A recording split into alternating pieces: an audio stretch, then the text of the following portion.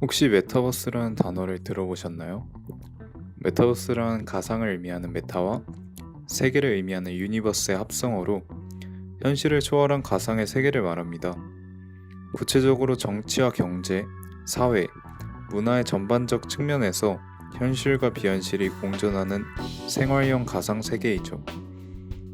한마디로 현실 세계와 비슷한 가상 세계라고 보시면 됩니다. 사실 단어가 생소해서 그렇지 우리는 이미 대부분 메타버스의 기반을 경험해 봤습니다. 바로 게임을 통해서 말이죠. 저희가 흔히 말하는 게임은 여러 장르를 기반으로 사람들이 가상세계에서 플레이할 수 있게 만든 것입니다. 또한 경제, 사회, 문화의 개념을 가지고 있는 게임들도 이미 다수 존재합니다. 예를 들어 마인크래프트, 심즈, GTA5 등이 있죠. 그러면 메타버스는 기존 게임들과 어떤 차이가 있을까요? 답은 메타버스의 확장성과 가능성에서 찾을 수 있습니다. 저희가 흔히 알던 게임들은 특정 장르와 주제를 가지고 제작되어 왔습니다. 그랬기에 게임들은 각자 독자성을 가지고 유저들은 취향에 따라 게임을 고를 수 있었죠. 하지만 메타버스는 장르가 없고 현실을 기반으로 여러 시스템들을 구현할 수 있습니다. 또한 현실과 연결하여 정치, 경제, 사회, 문화적 생활이 가능합니다. 즉, 게임이라는 개념을 넘어서 현실과 연결된 생활을 할 수 있는 가상세계가 바로 메타버스라는 것입니다. 그러면 메타버스가 우리에게 가져오는 영향에는 어떠한 것들이 있을까요? 메타버스는 블록체인 기술과 결합하여 가상세계에서 실제 경제활동이 가능하게 합니다. 메타버스 플랫폼은 구독 모델과 콘텐츠 및 아이템 판매, 광고와 인액 결제 시스템 등으로 수익을 창출하며 자체 재화를 사용하여 결제 및 보상을 하고 있습니다. 예를 들어 로블록스는 로벅스, 포트나이트는 V벅스, 제페토는 코인과 재미라는 자체 재화를 사용합니다. 현재 이러한 메타버스 플랫폼들은 이용자들이 직접 콘텐츠를 제작, 소비할 수 있는 환경을 제공하고 있습니다. 그래서 이용자는 메타버스 안에서 콘텐츠를 제작하고 이것을 팔아 현금을 벌 수 있습니다. 한마디로 현실이 아닌 세계에서도 합법적으로 이용자들이 돈을 벌 수 있어 이는 경제활동의 확장을 의미합니다. 메타버스는 일방향이던 기존 온라인 매체들과 달리 같은 장소에서 상호작용을 이끌어낼 수 있습니다. 현재 코로나 시대 학교 수업을 예시로 들자면 대부분 캠으로 화면을 켜고 다른 장소에서 수업 내용만 듣는 일방적인 수업 방식을 취하고 있습니다. 이렇게 일방적인 수업이 될 수밖에 없는 이유는 교수자와 학생이 같은 장소에 있지 않은 것에도 있지만 실습이나 활동 진행이 어렵다는 이유도 있습니다.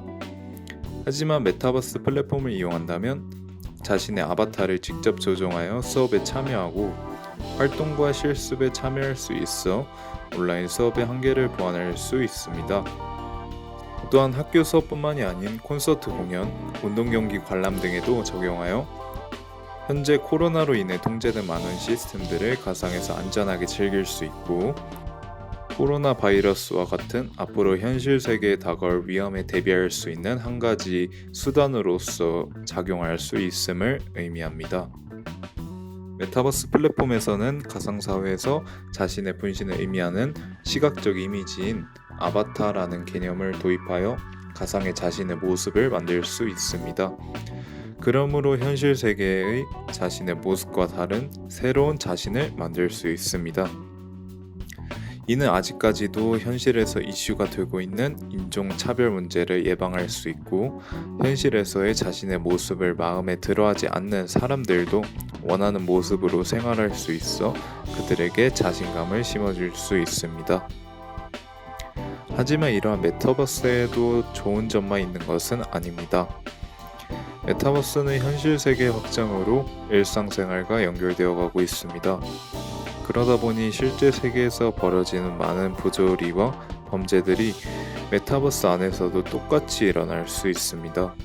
게다가 가상 공간에서의 익명성 문제가 더해져 현실보다 심한 범죄들이 등장할 가능성이 높습니다.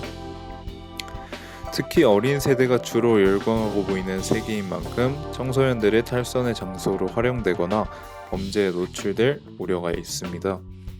2021년 1월 기준 로블록스의 월간 이용자 수가 1억 9천만 명을 넘어섰고 그 중에서 67%는 16세 이하인 것으로 나타났다고 합니다.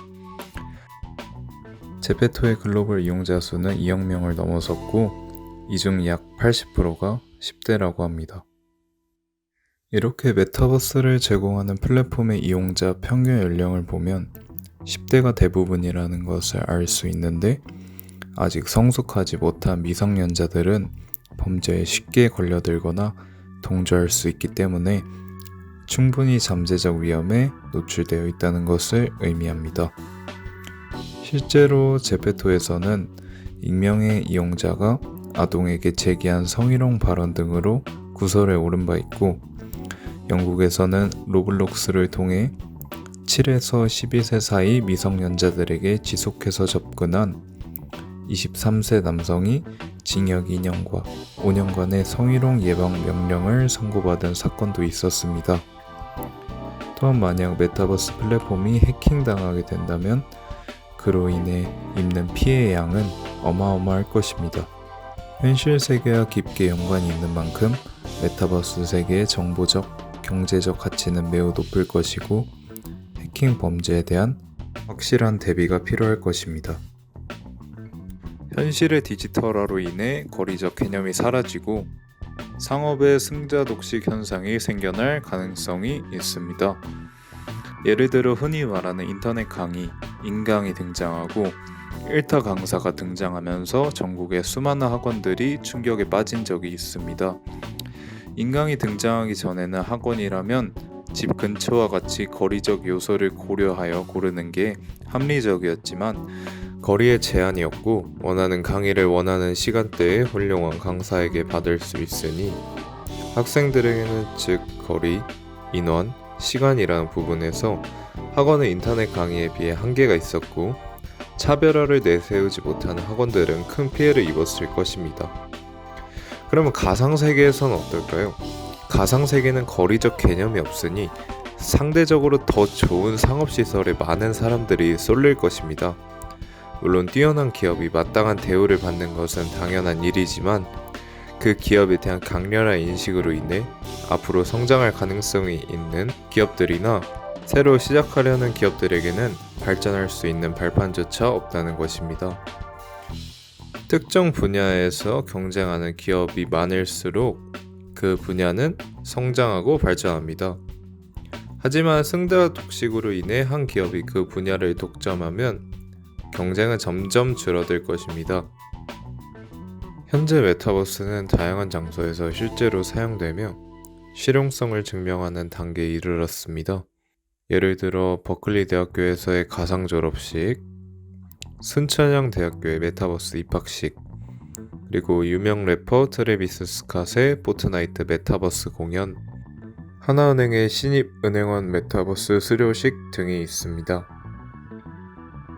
현재 메타버스는 IT 전문가들의 긍정적인 평가와 함께 글로벌 기업들의 적극적인 기술 개발 및 투자로 치열한 경쟁이 예상됩니다.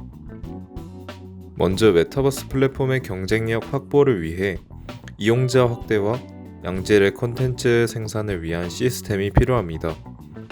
향후 많은 기업이 메타버스 시장에 진입할 것이며 플랫폼 간의 경쟁은 더욱 치열해질 것입니다. 이러한 긍정적 평가와 글로벌 기업들의 기술 개발은 메타버스가 엄청난 잠재력을 가지고 있으며 경쟁력 있는 플랫폼이라는 것을 의미한다고 이해할 수 있습니다. 하지만 위의 단점에서 살펴봤듯이 메타버스의 위험 요소에 대한 법, 제도에 대한 논의도 필요합니다. 이용자들이 생성하는 콘텐츠에 대한 소유권 문제부터 아바타를 이용한 성범죄 및 사기 등 불법 행위, 아바타에 대한 인격권 부여 등의 이슈가 언급되고 있습니다. 미성년자가 많은 플랫폼인 만큼 법과 제도를 도입하여 건전한 메타버스 세상을 만들도록 노력해야 될 것 같습니다.